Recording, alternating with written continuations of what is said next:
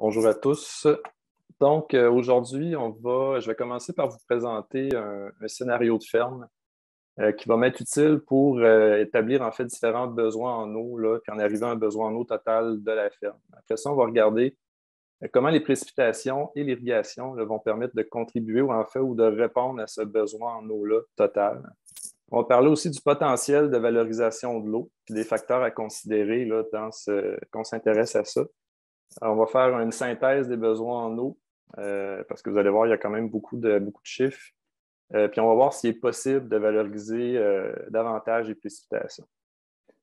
Donc, je vous présente la ferme Tetris. Pour l'instant, elle ressemble plus à la ferme Bloc Lego. Mais vous allez comprendre pourquoi là, je l'ai appelée la ferme Tetris par la suite, pour ceux qui ont déjà joué à Tetris.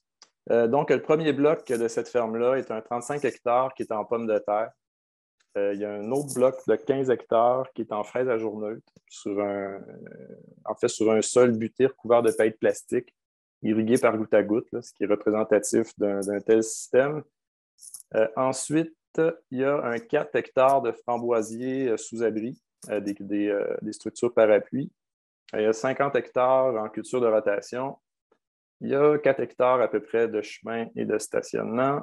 Il y a presque 25 hectares de boisés. Il y a aussi différents étangs sur la ferme qui totalisent en tout 2 hectares. C'est des étangs qui sont alimentés par la fonte de la neige et il n'y a aucun prélèvement en cours d'eau sur cette ferme hypothétique-là.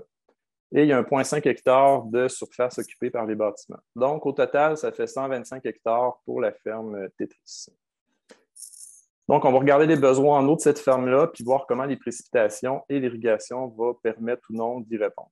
Donc, ici, c'est les vraies précipitations à l'île d'Orléans du 1er mai au 31 octobre sur une période de 5 ans, là, de 2015 à 2019. Donc, sur cette période-là, une période de 183 jours, on a enregistré un total de 614 à 719 mm de pluie.